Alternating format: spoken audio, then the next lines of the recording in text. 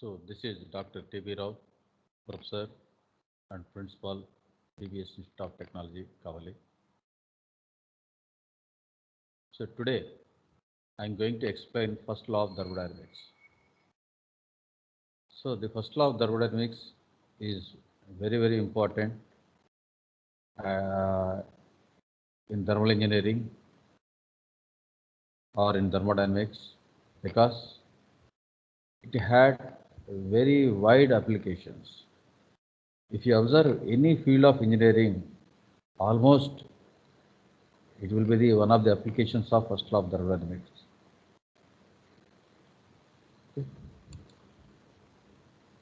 So if you take whether it is an IC engine, whether it is a steam engine, whether it is a gas turbine, whether it is a rocket, anything, if you take any process, any applications, somewhere or another, it will be the application of first law of thermodynamics. So that much importance the first law of thermodynamics plays very crucial role in the field of engineering. Okay, so we'll see. So what is first law of thermodynamics?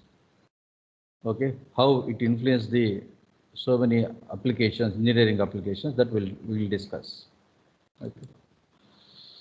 So the first law of thermodynamics, now we are going to discuss for a closed system and open system. Already we have discussed what is meant by closed system and what is meant by open system. Okay, if there is no mass flow, then it is we can call it as a closed system. If there is a mass flow across the system, then we can call it as a open systems. Already we have discussed.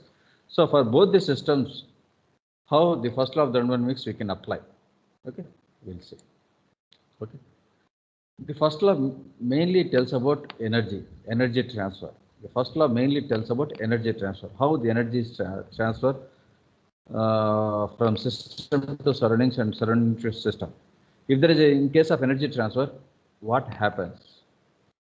Okay, so what happens to the system? What happens to the surroundings? That we are going to discuss in first law.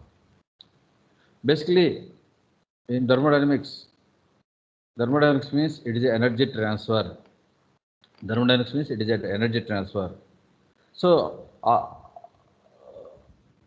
first law we can say like this: energy is total energy is constant. It is a conservation of energy. Total energy is constant. So what we can do? Only energy we can transfer from one form to the other form. Okay. So energy cannot be created, cannot be destroyed. Energy అనేదాన్ని మనము create చేయలేము, at the same time destroy కూడా చేయలేము. Energy is constant. So that is first law. That is energy balance. So energy is fixed. We cannot create or we cannot destroy it. So whatever the energy is there in the universe, it is fixed. But what happens? It transfers from one form to the other. Okay. So what are the various forms of this energy? Sometimes it is in the form of heat, and that heat energy it will be converted into work energy, or work energy will be converted into heat energy. Like this, there will be energy transfer. This the transformation that we are going to discuss in the first law. Okay. So here, so work and heat are different forms of same entity called energy. So the same energy, sometimes it is in the form of work, sometimes it is in the form of heat. But both things we can take it as energy. Okay. So here this energy, sometimes it enters into the system in the form of a heat, and it may leave the system in the form of a work, or it enters into the system in the form of a work and it may leave the system in the form of a heat. So this thing it happens. This energy it is in two forms. One is work, another one is heat. If it enters into heat, it leaves as a work. If it enters into as a work and it leaves as a heat, this transformation takes place in the system. Okay, we'll see. So for this energy transformation, So Joule, a scientist, Joule conducted an experiment. This experiment, we can call it as a Joule's experiment. So from this Joule's experiment, we can understand in a better way. Okay. So there is a small vessel. It is an insulated vessel. That's why this is called as adiabatic vessel. It is insulated. This vessel is insulated, and top also we have closed. Okay. This vessel we filled with water. This vessel we have filled with water. Okay. So inside there is a thermometer. Using thermometer we can measure the temperature of the water. There is a paddle wheel. So paddle wheel is a small small stirrer is immersed in the water. This paddle wheel is connected to a pulley, and this paddle is connected to a weight also through a rope. Okay. So this is the arrangement of this Joule's experiment. So from the Joule's experiment, we are going to derive a fact. From the Joule's experiment, we are going to derive a fact. Okay.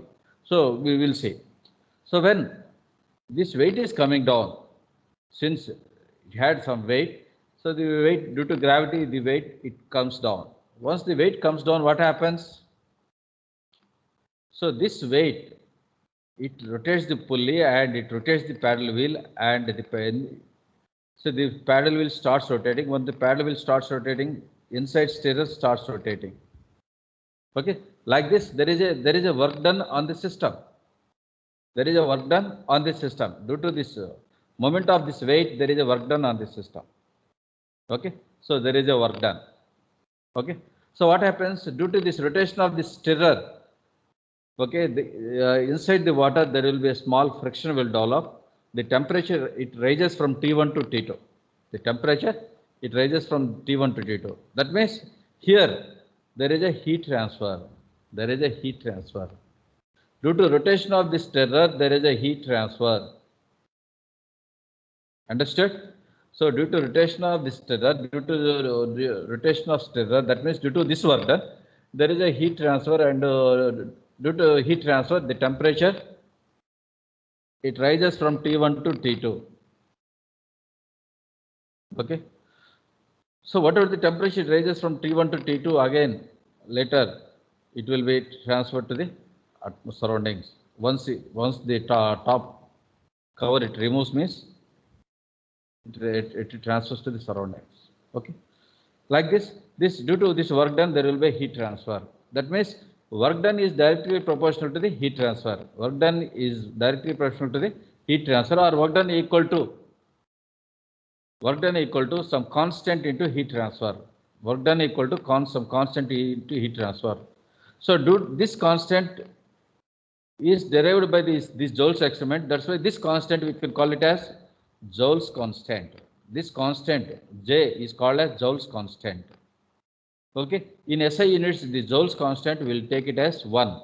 In SI units, the Joule's constant will take it as 1. Okay.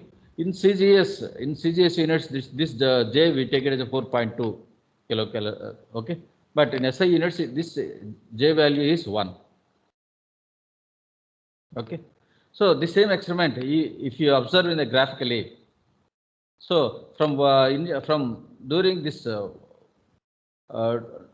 here initially there is a work done from process 1 to there is a work done. From process 1 to there is a work done. So due to this work done, the temperature increases from T1 to T2.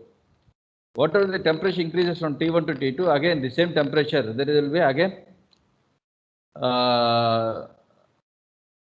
this same heat, again it will be transferred to the surroundings. Again it comes back to the initial position. Once you remove the top cap, again this whatever the amount of heat available in the inside the water, the same heat will be transferred to the surroundings. Again it comes back to the initial position. Once it comes back to the initial position, we can call it as a cycle. Okay, so it is called as a cyclic. Okay, so therefore cyclic integral of, that means during the cycle, the sum of total work done equal to sum of, in a cyclic process, sum of heat transfer. In a closed system, so integral of dW equal to integral of dQ. Okay, so how we can define the first law of thermodynamics for a cyclic process? Okay, so we define it as, if any system executes a cyclic process, the net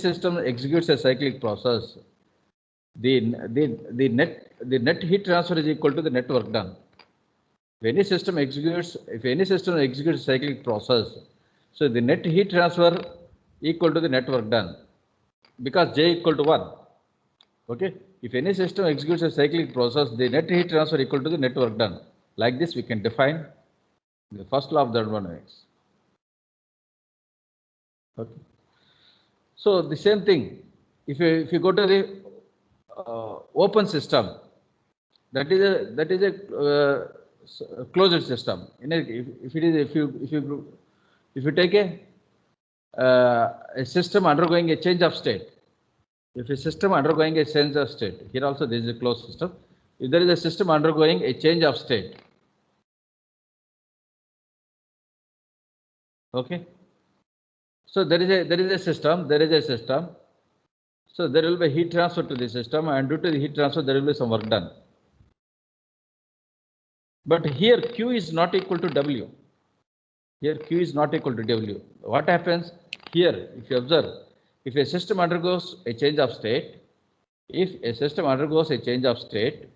during which both heat transfer and work transfers are involved, there is a heat transfer and work transfers are involved, the net energy transfer will be stored or accumulated in the system. The net energy transfer, the net energy means the difference.